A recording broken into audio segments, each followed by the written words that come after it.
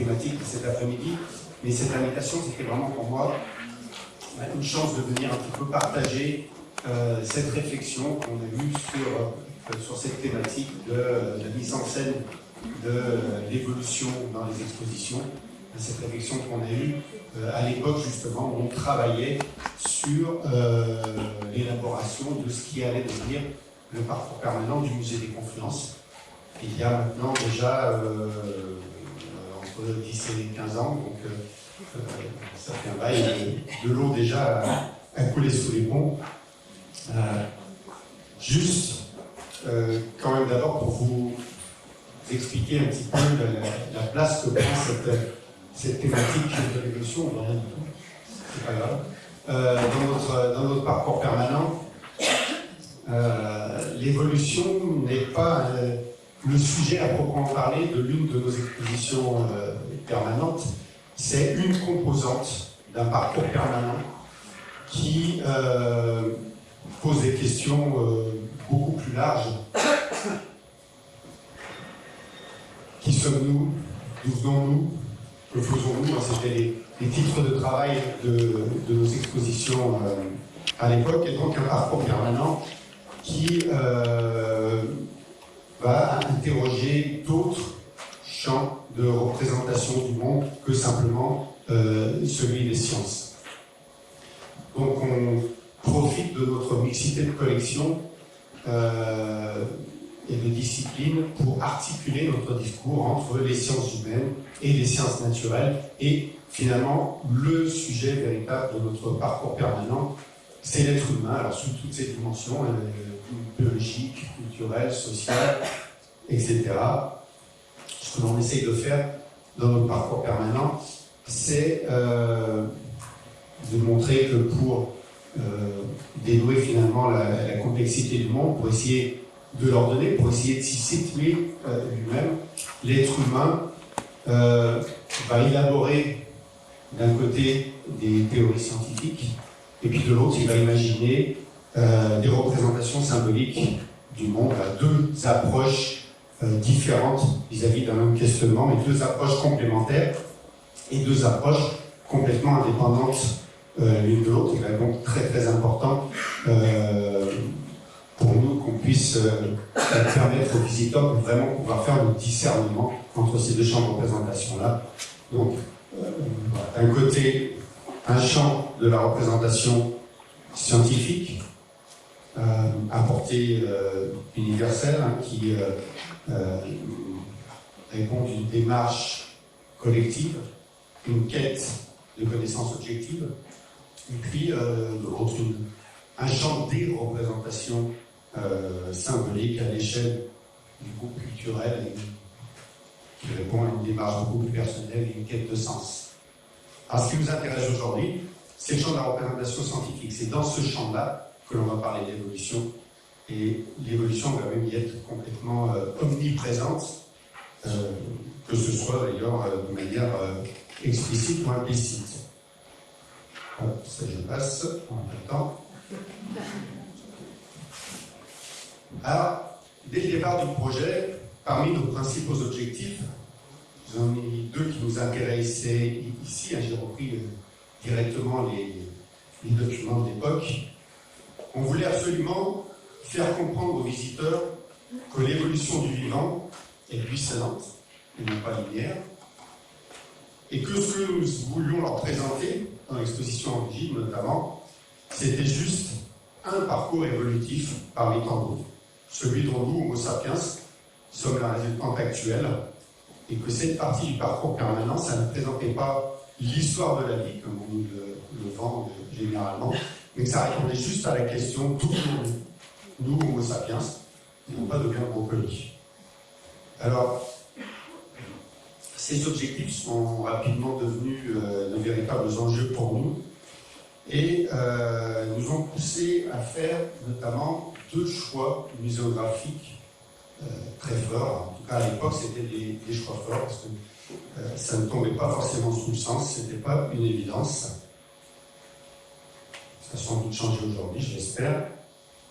Le premier de ces choix, ça a été d'articuler notre discours autour d'une représentation buissonnante du vivant, de son évolution, et une représentation qui crée une véritable rupture pour le public avec l'image de l'arbre du vivant, avec son tronc unique et dirigé, qui était omniprésent, qui est encore omniprésent dans l'esprit de nos visiteurs. Et puis une rupture aussi avec les classifications traditionnelles, leur cortège d'idées fausses, de vision linéaire, d'anthropocentrisme, de finalisme.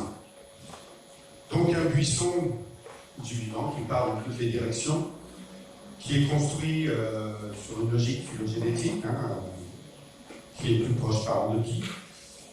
Et puis une représentation du vivant, un buisson du vivant qu'on voulait absolument omniprésent dès qu'on parlait du vivant dans nos expositions, une sorte de toile de fond.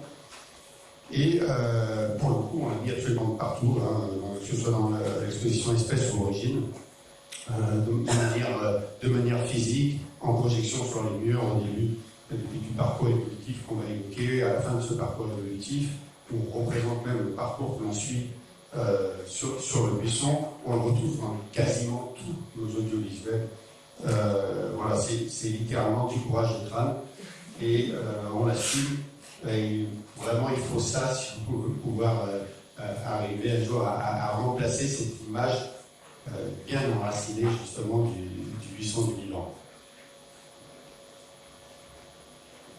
Voilà quelques objectifs. On retrouve ce qu'on a dit tout à l'heure, mettre à mal l'idée d'une évolution linéaire, voire dirigée, faire comprendre que ce qu'on racontait, c'était notre histoire à nous, qu'on racontait juste à la question d'où venons-nous.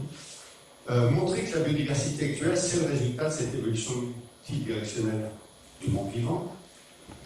Être en cohérence avec la logique de classification phylogénétique que nous avions décidé d'adopter dans nos expositions. Alors ça non plus, ça n'avait pas forcément de soi à l'époque. D'abord pour le public, il n'avait pas forcément l'habitude, qui avait plutôt l'habitude qu'on lui parle d'antilope ou d'antilope, pas forcément de sauropside ou de synapside. C'était pas forcément une évidence non plus en interne, je vous l'avoue. On nous a souvent demandé mais pourquoi vous ne voulez pas parler de poissons, de reptiles, au moins les gens savent ce que c'est. Quand vous leur dites poisson, ça leur renvoie à quelque chose et ils comprennent.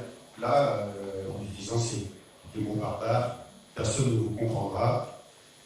Là, ce sont les mêmes personnes qui sont capables de vous pondre à peu près le même texte en remplaçant ces mots barbares par des noms d'ethnies ou de populations qui sont absolument incompréhensibles, et ça ne leur pose aucun problème. Donc on avait effectivement le choix de la facilité d'utiliser des catégories ou des concepts que le public connaît, utilise, ou alors de jouer le jeu de la rupture jusqu'au bout. C'est ce qu'on a essayé de faire. Alors ça, je voulais vous expliquer un petit peu toutes les étapes pour arriver au modèle qu'on a finalement retenu, toutes les pistes qu'on a explorées et pourquoi on ne les a pas retenues. Il y a des choses qui sont très intéressantes. Hop. Je passe un peu vite parce que je voulais vous parler du deuxième choix fort muséographique qu'on a fait. J'ai appelé le parcours inversé, alors je vais vous expliquer. Vous ne voyez pas grand-chose non plus. Je vous montre ce qu'il y a à voir. Voici le plan scénographique de l'exposition Origine dans la première partie du projet. Donc c'est collecteur, ça n'a jamais vu le jour. Je vous explique qu'on démarrait ici, le Big Bang, formation du système solaire, formation de la Terre, et voilà, pour la partie qui nous intéresse, nos origines d'êtres vivants, nos origines animales, etc., nos origines mammifères, jusqu'à nos origines d'êtres humains, pour terminer l'exposition. Un parcours un peu plus classique, très traditionnel. Et puis, je vous la fais courte, le projet a été interrompu pendant un certain temps. On a arrêté le travail pendant un moment avec les scénographes. Il y a eu un changement de salle qui a été décidé pour cette exposition Origine, par la même occasion. Et on a profité de ce temps mort pour prendre un petit peu de recul sur le projet. Et après, notamment, on a beaucoup discuté avec Guillaume. On a vu comme une évidence pertinence le fait, avant de reprendre le travail avec les scénographes, d'essayer d'inverser le parcours dans l'exposition, c'est-à-dire qu'au lieu de partir du passé vers le présent, on allait partir du présent pour remonter dans le passé. Alors, on avait l'opportunité de le faire, puisqu'on changeait de salle, donc il fallait réadapter la scénographie de toute façon. Le plus compliqué, ça est, encore une fois, de convaincre de la pertinence de cette inversion, parce que là, on passait sur une façon de raconter l'histoire un petit peu inhabituelle. Hein. Raconter l'histoire à rebours, c'était pas très classique, hein, c'était, je vais le dire, pas très naturel. Et puis surtout, on n'avait pas beaucoup de références récentes à l'époque qui suivaient ce fil historique du présent vers le passé. On a finalement pu le faire. Hop, voilà ce que ça donne aujourd'hui. On démarre. On démarre là-haut avec Homo sapiens. Le genre Homo, nos origines de primates, etc. Jusqu'à nos origines d'êtres vivants, etc. Alors, ce changement, cette inversion du sens de lecture du parcours, elle nous semblait avoir beaucoup d'avantages, et je vais vous en présenter quelques-uns. D'abord, ça nous permettait d'être en cohérence avec notre représentation buisson phylogénétique. D'un point de vue pédagogique, hein, pour respecter sa signification scientifique, ce genre de représentation doit être parcouru du présent jusque vers le passé. On part du principe que c'est du constat de ce qu'est Homo sapiens aujourd'hui qu'on va pouvoir en déduire quel fut le parcours évolutif qui a conduit jusqu'à ce résultat-là, que voilà, chacune de nos caractéristiques physiques correspond à un ancêtre particulier, positionné sur un embranchement précis dans le buisson du vivant, et que, voilà, en remontant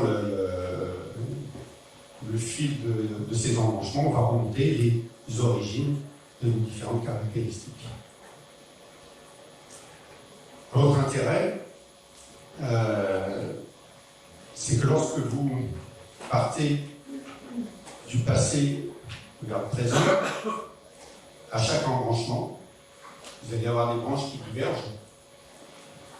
Et si vous voulez suivre le parcours que vous avez décidé de suivre, ces branches qui divergent, vous allez être obligé de les ignorer. C'est un peu comme si vous coupiez ces branches pour suivre juste celles qui vous concernent. Alors qu'à l'inverse, si vous partez de l'actuel vers le présent, à chaque embranchement, vous avez toutes les branches qui convergent vers ce point d'embranchement. Et à chaque embranchement, vous agglomérez toujours un peu plus d'autres espèces vivantes qui vous rejoignent dans l'histoire que vous allez continuer de raconter. Donc ça, c'était très intéressant. Ça nous permettait à la fois de restituer aussi bien l'unicité que la diversité du vivant. Et ça nous semblait être la meilleure solution de répondre à cette question d'où venons-nous, sans faire complètement abstraction du reste du buisson.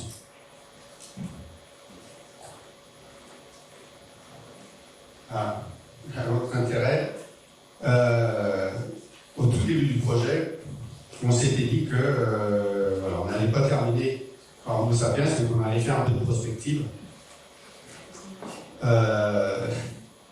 Pourquoi simplement, en fait, ce qui nous gênait, c'était de terminer le parcours de visite par Homo sapiens et de prendre le risque de laisser croire aux visiteurs que la fin du parcours, c'était la fin de l'histoire qu'on racontait, c'était la fin de l'évolution, qu'on était arrivé à l'homme et que c'était fini. Donc c'est pour ça qu'on s'est dit, bon, on va essayer d'aller un petit peu plus loin, mais évidemment, ça n'a pas tenu bien longtemps, puisque parce qu'on voulait éviter. Voilà, les produits de l'évolution, évidemment, sont hautement contingents, donc c'est complètement impossible de faire des prédictions sérieuses sur ce que seront les espèces du futur. Ça nous est introduire, même si c'était très sympa, un petit peu de science-fiction quelque part dans notre champ scientifique, ça brouillait complètement ce discours, donc on ne voulait pas ça. mais en inversant, encore une fois, le sens du discours, le problème disparaissait, parce que quand vous arrivez à la fin de votre visite, vous êtes arrivé à un point d'origine, vous ne vous posez plus la question de savoir si ça continue derrière ou pas, vous êtes allé aussi loin que vous pouviez aller, ou alors ça veut dire que vous passez dans l'autre champ de représentation, celui de représentation symbolique. Voilà, donc ce risque-là disparaissait en inversant le sens de lecture.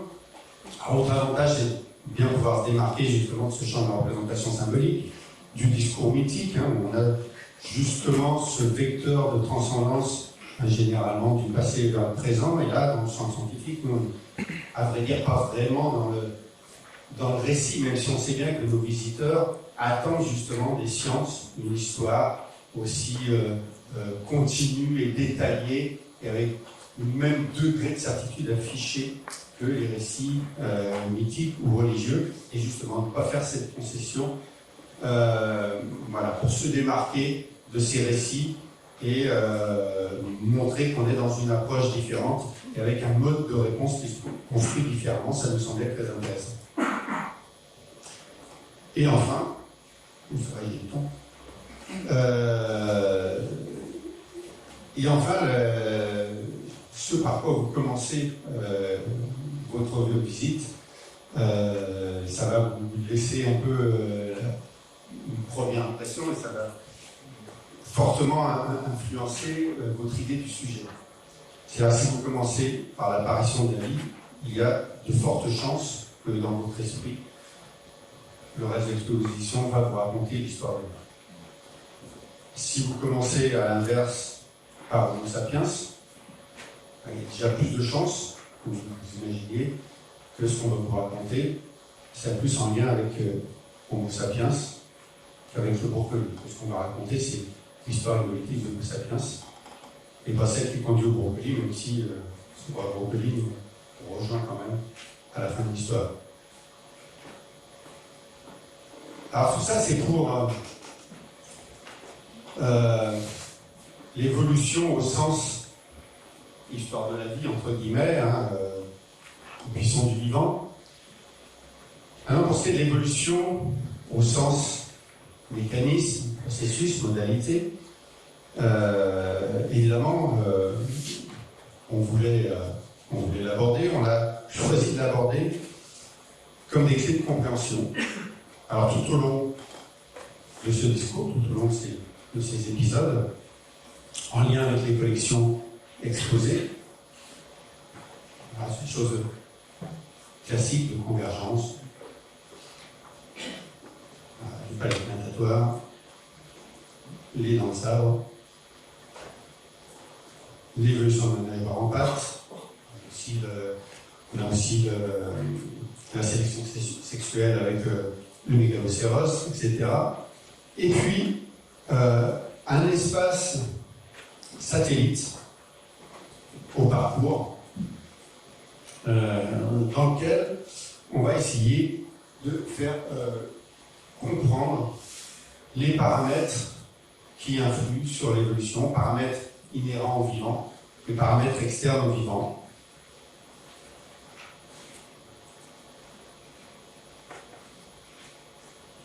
Les moyens, je ne vais pas m'appesantir, puisque ça va être essentiellement au sujet de l'intervention de cet après-midi, mais des collections, évidemment, alors pour les paramètres internes, des collections de fossiles, mais sur les paramètres inhérents au vivant, on a choisi de les illustrer avec de l'actuel, et pas avec du fossile. D'abord pour montrer que l'évolution, c'est l'actualité.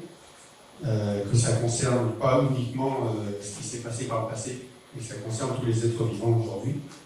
Et puis les insectes, parce que c'est une telle diversité que ça nous permet pratiquement de tout illustrer, que c'est toujours très fascinant.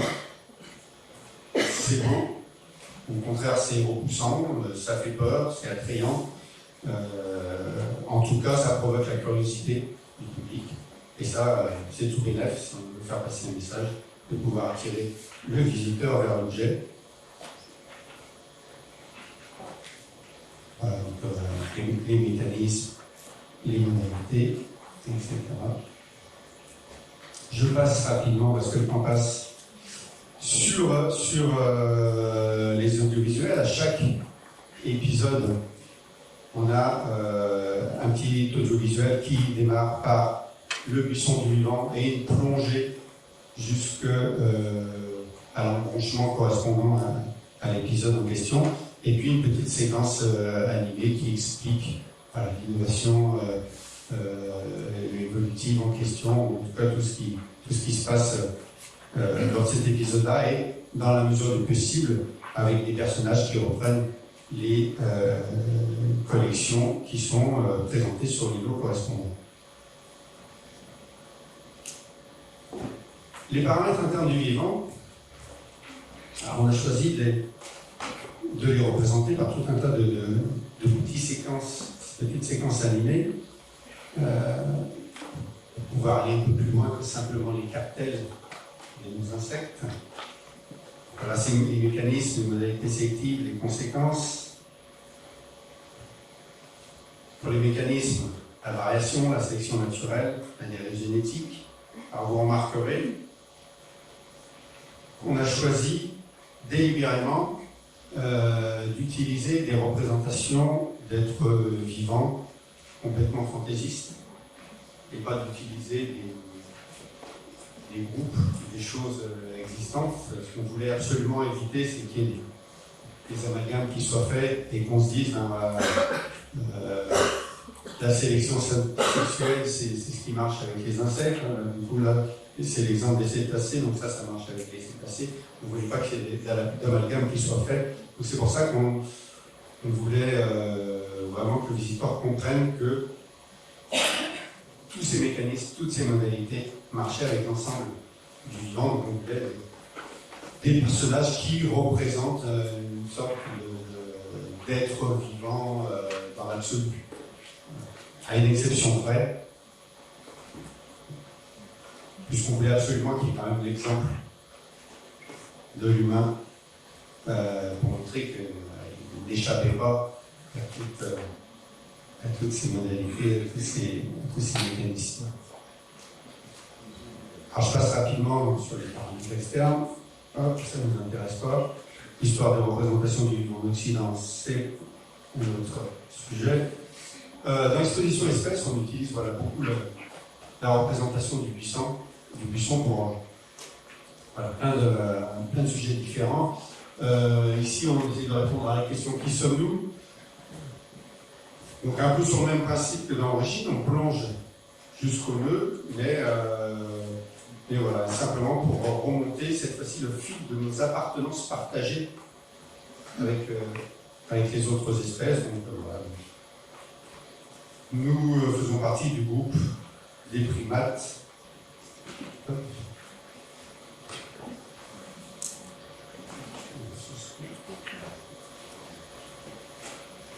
Voilà, nous faisons partie du groupe des primates, comme toute cette partie-là du buisson. Et voilà ce que ça implique. Nous faisons partie du groupe des mammifères, comme toute cette partie-là du buisson. Et voilà ce que ça signifie, etc.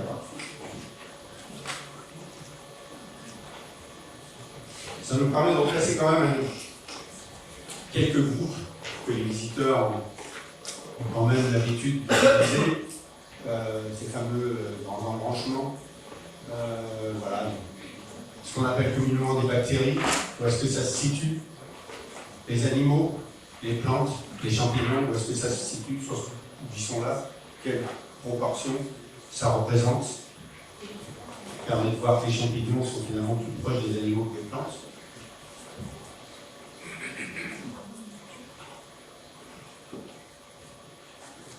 Ça nous permet d'expliquer comment on a construit ce buisson phylogénétique, en prenant l'exemple d'une grande vitrine de 15 mètres dans laquelle nos collections d'oiseaux sont classées d'un point de vue phylogénétique.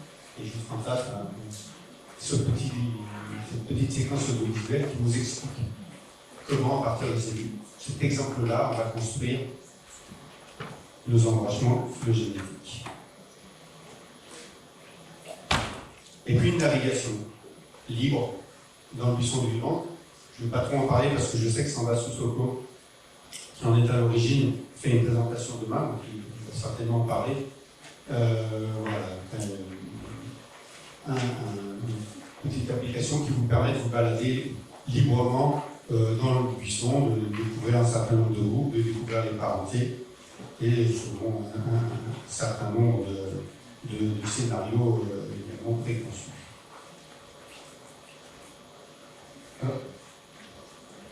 Voilà, je ne vais pas vous parler. Si, il me reste un peu de temps. Oui, c'est les questions. Ok, bon, alors je ne vous parlerai pas de la médiation, de toute façon, ce n'était pas le sujet de aujourd'hui.